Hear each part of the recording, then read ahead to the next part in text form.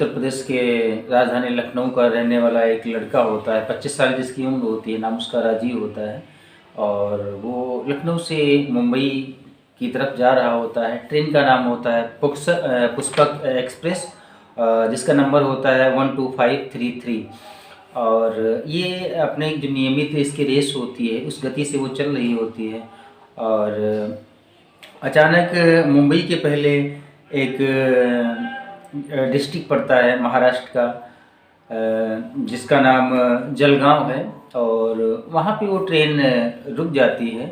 और ट्रेन रुक जाने के बाद में फिर उसके मन में विचार आता है कि एक नियमित रफ्तार से ट्रेन चल रही होती है और अचानक रुक गई, इसमें ब्रेक लग गया, तो क्या इसका कारण होगा। जाहिर सी बात है, जब कहीं भी कोई ट्रेन जा रही होती है और अचानक रुक जाती है तो जाहिर सी बात है जो उसके जो पैसेंजर होते हैं, मुसाफिर होते हैं, वो उसमें से निकल के, और ख़ास की जो ट्रेन की एक डिब्बे की जो एक खिड़की होती है वहाँ पे पहुँच जाते हैं और उनकी दोनों तरफ जो लगे हुए पाइप होते हैं उनको पकड़ के झाँकने लगते हैं। तो ऐसे ही ये राजीव जो होता है, जब ये ट्रेन रुक जाती है तो जाहिर सी बात है ये भी निकल के जाता है। और जो रेल का डिब्बा होता है, उस डिब्बे में जिसमें बैठा होता है उसमें उसी खिड़की पे जाकर के और ये झाँकने लगता है। झाँकने के बाद में ये देखता है कि दरअसल वो जो ट्रेन जहाँ पे रुकी होती है तो वहाँ पे एक मोड़ होती है। और मोड़ इस प्रकार की होती है, एक यू टर्न टाइप का होता है जहाँ पे कुछ दिखता नहीं है, और दिखती हैं तो झाड़ियाँ दिखती हैं उसके साइड में। तो देखता है कि कुछ व्यक्ति हैं वहाँ पे, तकरीबन 40-50 व्यक्ति हैं उसमें। वो ट्रेन के पड़ोस में जो एक दूसरी रेलवे लाइन है उस पे खड़े हुए हैं। और तब तक जो राजीव होता है उसकी नज़र पड़ती है जो दूसरी तरफ से आ रही एक ट्रेन होती है, जो कि ये जसवंत नगर के नाम से ये ट्रेन होती है। और इसका नाम होता है कर्नाटक एक्सप्रेस वे, जो कि दिल्ली के निजामुद्दीन रेलवे स्टेशन तक उसको जाना था, उसका आखिरी पड़ाव होता है। जब वो ट्रेन आ रही होती है और राजीव देखता है तो अचानक से वो जोरों जोरों से चीखता है, चिल्लाता है कि आप सब लोग हट जाओ, और जिस ट्रैक पे आप खड़े हो उस ट्रैक पे एक ट्रेन आ रही है। लेकिन इससे पहले कि राजीव की जो आवाज़ें थीं उन लोगों के कानों तक पहुंचती और कुछ समझ पाते, तो उसके बाद में एक ऐसा वाक़या घटित हो जाता है, जिसके बाद में जब राजीव उन घटनाक्रम को देखता है तो उसमें तकरीबन 23 ऐसे लोग होते हैं जो उस ट्रेन की चपेट में आ जाते हैं। और 23 में से 13 लोग ऐसे होते हैं जिनकी मौका वारदात पे दुखद मृत्यु हो जाती है। और किसी का तो हाथ कट के अलग गिरता है जाके, किसी का तो धड़ ही अलग हो जाता है शरीर से, किसी के पैर अलग हो जाते हैं, किसी के पेट के ऊपर से ट्रेन गुजर जाती है तो उसके जो आंतें होती हैं, उसके बॉडी पार्ट्स अंदर के होते हैं, वो सब बिखरे पड़े होते हैं और बहुत सारी बॉडियों की चिथड़े वहाँ पे उड़ जाते हैं। तो मित्रों, आज की कहानी के माध्यम से दरअसल हम ये जानने का प्रयास करेंगे कि उस दिन रात के समय ये जो पुष्पक एक्सप्रेस होती है वहाँ पे ऐसा क्या वाक़या होता है जिसके कारण ये घटनाक्रम जन्म लेता है। मित्रों नमस्कार, सत श्री अकाल, आदाब, राम राम। मैं मुकेश मिश्रा। मित्रों, मेरे इस न्यू एपिसोड में आप सभी लोगों का बहुत बहुत हार्दिक स्वागत, अभिनंदन और आत्मीयता के तौर पे बहुत बहुत प्यार और आपके स्वर्णिम भविष्य की कामना। मित्रों, आज की जो सच्ची घटना है, ये सच्ची घटना 22 जनवरी 2025 शाम के तकरीबन 7-7:30 बजे का वाक़या रहा होगा। जो पुष्पक एक्सप्रेस है जो कि लखनऊ से मुंबई के लिए जा रही होती है, और ये महाराष्ट्र प्रदेश का एक ज़िला पड़ता है जलगांव, और जलगांव में ये पहुंचती है। तो जलगांव जो रेलवे स्टेशन है वहाँ से तकरीबन 20 किलोमीटर एक स्टेशन पड़ती है भुसावल, और भुसावल से मनमाड़ एक स्टेशन पड़ती है। वहाँ से अगर देखा जाए तो मुंबई की दूरी तकरीबन 430 के करीब पड़ती है। तो अचानक से ये जो ट्रेन गुजर रही होती है और जब ये जलगांव रेलवे स्टेशन के करीब पहुंच रही होती है तो उसमें से एक चाय बेचने वाला व्यक्ति होता है जो कि दूसरे डब्बे से, और इस डब्बे में आता है जिस डब्बे का नाम होता है DS3 जर्नल कोच होता है। तो उसमें वो आता है और चाय की आवाज़ जैसे वो लगाता है। लेकिन जाहिर सी बात है, जब चाय की आवाज़ लगाता है, जिन लोगों को चाय पीना होता है वो तो पी लेते हैं, लेकिन जिन लोगों को चाय पीना नहीं होता है वो इग्नोर कर देते हैं। लेकिन जिस कोच में ये एंट्री करता है उस कोच में एंट्री करते ही उसकी जो ऊपर वाली सीट होती है वहाँ पे 2 लड़के बैठे होते हैं जो कि उत्तर प्रदेश का श्रावस्ती जिला होता है, वहाँ के रहने वाले होते हैं, जिसमें से एक का नाम होता है उदल और दूसरे का नाम होता है विजय कुमार। तो जब ये चाय वाला जो व्यक्ति होता है ये उनसे चाय के लिए पूछता है, तब तक इसकी नज़र पीछे वाले कोच पे जाती है, तो उसमें किसी प्रकार का शायद धुआं उठ रहा होता है। तो धुआं उठने के बाद में उसके मन में आता है कि हो सकता है आग लग गई हो। तो आग लगने की ये जो एक खबर होती है ज़ोरों ज़ोर से चिल्लाने लगता है, और इसके बाद में जो लड़के होते हैं उदल और विजय कुमार वो भी उसकी बात को सुन के ज़ोरों ज़ोरों से आवाज़ लगाने लगते हैं, चीखने लगते हैं, चिल्लाने लगते हैं।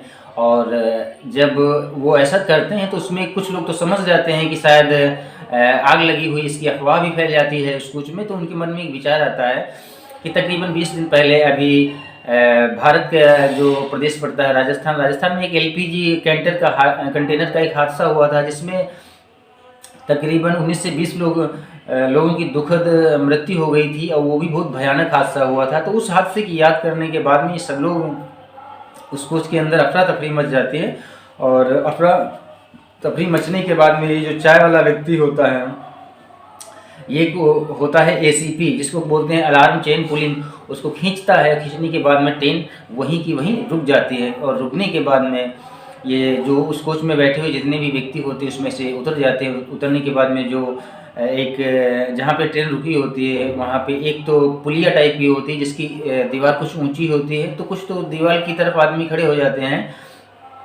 लेकिन कुछ व्यक्ति होते हैं जो उसके बराबर में एक रेलवे ट्रैक होता है उस पर जाके खड़े हो जाते हैं। और ये सब लोगों में शोर शराबा और तरह तरह की अफवाह जैसी बातें जो फैल रही थी, आग लग गई, इसी पे इन लोगों की चर्चा चल ही रही होती है। और उसी समय ठीक दिल्ली के तरफ से आ रही होती है एक ट्रेन होती है जिसका नाम कर्नाटक एक्सप्रेस होता है, और जो कि जिसका नाम कर्नाटक एक्सप्रेस होता है, और जिसको दिल्ली के निजामुद्दीन जो रेलवे स्टेशन होता है वहाँ तक उसको जाना होता है, वहाँ उसका लास्ट गंतव्य होता है। लेकिन जब ये ट्रेन रुक जाती है तो इसके बाद में जो राजीव होता है लखनऊ का गोमती नगर का रहने वाला लड़का, वो जब गेट पे जाके देखता है कि काफ़ी लोगों की वहाँ पे भीड़ एकत्रित है, और भीड़ एकत्रित होने के बाद में वहाँ आग लग गई ऐसी अफवाहें फैल रही हैं, लेकिन तभी उसकी अचानक जो नज़र होती है दूसरी तरफ से आ रही जो ट्रेन होती है कर्नाटक एक्सप्रेस वे, उस पर जो ट्रेन होती है उस पर नज़र पड़ती है। और इसके पहले वो हालांकि ज़ोरों ज़ोर से चीखता है, चिल्लाता है, और जो रेलवे ट्रैक पर खड़े हुए व्यक्ति होते हैं उनको सचेत भी करता है कि आप सब लोग हट जाओ, सामने से एक ट्रेन आ रही है। हालांकि उस व्यक्ति की बातें उन लोगों तक पहुंचती इसके पहले ही वो ट्रेन आ जाती है, और आने के बाद में जो जितने भी व्यक्ति उस ट्रैक पे उतने टाइम होते हैं उसमें तकरीबन 23 व्यक्ति होते हैं। 23 व्यक्ति में 10 लोग तो घायल हो जाते हैं गंभीर रूप से, लेकिन जो 13 लोग होते हैं उनका एक प्रकार से बहुत ही दुखद उनकी मृत्यु हो जाती है। ट्रेन के आगे आने की वजह से वो कट जाते हैं, किसी का तो हाथ, किसी की गर्दन, किसी का धड़, किसी के पैर, किसी का तो पूरा शरीर छत बिछत हो जाता है, और मौका वारदात पे 13 लोगों की दुखद मृत्यु हो जाती है। ये सब घटनाक्रम होने के बाद में अब ये जो खबर होती है सोशल मीडिया पे वायरल हो जाती है, और वायरल होने के बाद में जो रेल प्रशासन है और जो महाराष्ट्र की सरकार है उसकी तरफ से जो पुलिस की टीमें होती हैं और जो डॉक्टरों की टीमें होती हैं वो मौका वारदात पे पहुंचती हैं, और पहुंचने के बाद में जो घायल होते हैं उनको तुरंत चिकित्सा के लिए हॉस्पिटल पहुंचाया जाता है, एम्बुलेंस की व्यवस्था की जाती है। और जो व्यक्ति वहाँ पे 13 लोग जिनकी डेड बॉडी छत बिछत रूप से पड़ी हुई होती है उन बॉडियों को एकत्रित किया जाता है। एकत्रित करने के बाद में उनको भी पोस्टमार्टम के लिए भेजा जाता है, और उसके बाद में ये जो खबर होती है पूरे भारत में आग की तरह फैल जाती है, और फैलने के बाद में हर एक व्यक्ति के अपने गंतव्य, हर एक आदमी के अपने जो वक्तव्य होते हैं वो आने शुरू हो जाते हैं। हालांकि इस घटनाक्रम में दोनों रेलगाड़ियों के जो ड्राइवर होते हैं, लोको पायलट होते हैं, उन्होंने अपनी दूरदर्शिता का परिचय दिया। अगर जो अपनी दूरदर्शिता का परिचय न देते तो शायद इससे कहीं ज़्यादा बड़ा हादसा हो सकता था। और तकरीबन ये दोनों ट्रेनें जो होती हैं वो 15 मिनट तक संभवतः रुकी रहती हैं और उसके बाद में इन दोनों ट्रेनों को हरी झंडी दिखाकर अपने गंतव्य के लिए रवाना कर दिया जाता है। और इसमें जो रेलवे डिपार्टमेंट है उसकी तरफ से फिर एक प्रेस कॉन्फ्रेंस की जाती है और जिसमें कुछ मुआवजा के तौर पे ऐलान किया जाता है, जिसमें जो मृतक होते हैं तो मृतकों के परिजनों को 1.5 लाख रुपए के तौर पे आर्थिक सहायता देने का ऐलान किया है जो भारतीय रेलवे है उसने। और जो गंभीर रूप से घायल व्यक्ति हैं उनको 50-50 हज़ार रुपये देने का ऐलान किया है और जो कम रूप से घायल व्यक्ति हैं उनको 5-5 हज़ार रुपये देने का ऐलान किया है, जो कि उनकी आर्थिक मदद के तौर पे उनको दिया जाएगा। और इसके बाद में जो महाराष्ट्र गवर्नमेंट होती है उसकी तरफ से भी ये जो पीड़ित व्यक्ति होते हैं रेल हादसे में, जो जिन लोगों की दुखद मृत्यु होती है और जो गंभीर रूप से घायल हो जाते हैं, उनके आर्थिक मदद के लिए वो गवर्नमेंट जो महाराष्ट्र की होती है वो भी ऐलान करती है। उसमें जो मृतक होते हैं उनको 5-5 लाख रुपए उनके परिजनों को दिया जाएगा और जो घायल होते हैं हुए हैं लोग व्यक्ति हैं उनको जब तक वो पूर्ण रूप से स्वस्थ नहीं हो जाते हैं उनका जो ट्रीटमेंट है, उनका जो इलाज है वो पूर्ण रूप से मुफ्त किया जाएगा, ऐसा महाराष्ट्र गवर्नमेंट का वक्तव्य आया। और अगर जो इसमें मरने वाले लोगों की बात की जाए तो उसमें 13 लोग होते हैं जिनकी दुखद मृत्यु होती है, जिसमें 2 महिलाएं होती हैं और 11 पुरुष होते हैं। और जिसमें नंदराम होते हैं, लक्ष्मी राम, कमला नवीन भंडारी और इसमें कुछ नेपाल के भी रहने वाले हैं। ये जो कमला नवीन भंडारी होती हैं ये दरअसल इनकी जो लड़की होती है और इनके जो पति होते हैं वो भी सफ़र कर रहे होते हैं। और ये कमला भंडारी जो होती हैं इनका जब शरीर छत बिछत अवस्था में पड़ा होता है उसके शरीर के कोई भी पार्ट्स नहीं बचते हैं, केवल शरीर के जो कपड़े होते हैं वो बचते हैं। उनकी लड़की जब अपनी माँ के कपड़े देखती है तो कपड़े देख के उनकी शिनाख्त करती है कि दरअसल यही हमारी माँ है। तो जब कमला ये भंडारी जो होती है इनका छत बिछत शरीर वहाँ पे मिलता नहीं, केवल कपड़े मिलते हैं, तो ये आप लोग समझ सकते हैं कि कितनी हृदय विदारक घटना रही होगी। और उस वाक़या उस घटनाक्रम को देख के कौन ऐसा व्यक्ति होगा जिसका हृदय मतलब दुखी नहीं हुआ होगा और ऐसे वाक़या ऐसे घटनाक्रम को देख के जो रोया ना हो वहाँ पे। और इसके बाद में जो भारत के प्रधानमंत्री हैं उनका भी ट्वीट आता है कि जो भी मृतक हैं उनके परिजनों के प्रति हमारी शोक संवेदनाएं हैं और उनके शीघ्र स्वस्थ होने की हम कामना करते हैं। और जाहिर सी बात है कोई भी देश का अगर मुखिया होगा तो उसका ये शोक संवेदनाएं व्यक्त करना उसका एक अपना धर्म होता है।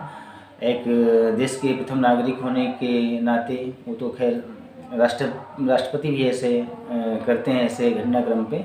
और मित्रों अगर देखा जाए तो दरअसल ट्रेन के अंदर कोई मैटर था ही नहीं, ये केवल एक झूठी अफवाह फैली। शायद धुआं उठा था, वो D53 जो कोच होता है जनरल बोगी उससे धुआं तो उठा था लेकिन वो कुछ देर के बाद में शांत हो जाता है।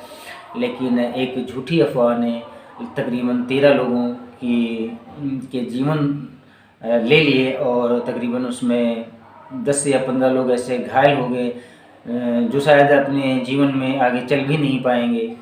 तो मित्रों कभी भी कोई भी विषय किसी भी जानकारी में अगर सत्यता होती है तभी उस जानकारी के बारे में कहा जाता है, उस बात को कहा जाता है। अन्यथा अगर किसी बात को ऐसे अफवाह के रूप में फैला दिया जाए तो उसका जो अंजाम होता है वो शायद बहुत बुरा होता है। तो लास्ट में इन मृतक जो व्यक्ति हैं उनके प्रति भी और जो घायल व्यक्ति हैं उनके प्रति भी हमारी सुख संवेदनाएँ हैं और उनको ईश्वर अपने स्थिर चरणों में स्थान दे, ऐसी मेरी ईश्वर से प्रार्थना है। मित्रों इस घटनाक्रम इस वाक़या को आप सभी लोगों को सुनाने का मेरा इरादा कतई नहीं है कि आपको कष्ट हो, आपको पीड़ा हो। इस घटनाक्रम इस वाक़या को आप सभी लोगों को सुनाने का मेरा मेन मकसद ये है कि आप लोग सजग रहें, होशियार रहें, दूरदर्शी बने। और मित्रों इस एपिसोड में इतना ही, मिलते हैं नेक्स्ट एपिसोड में, इससे ज़्यादा कहीं यूनिक बताने का प्रयास करेंगे। तब तक के लिए आप सभी लोगों को बहुत बहुत हार्दिक शुभकामनाएं, ढेर सारा प्यार। मित्रों जय हिंद, जय भारत।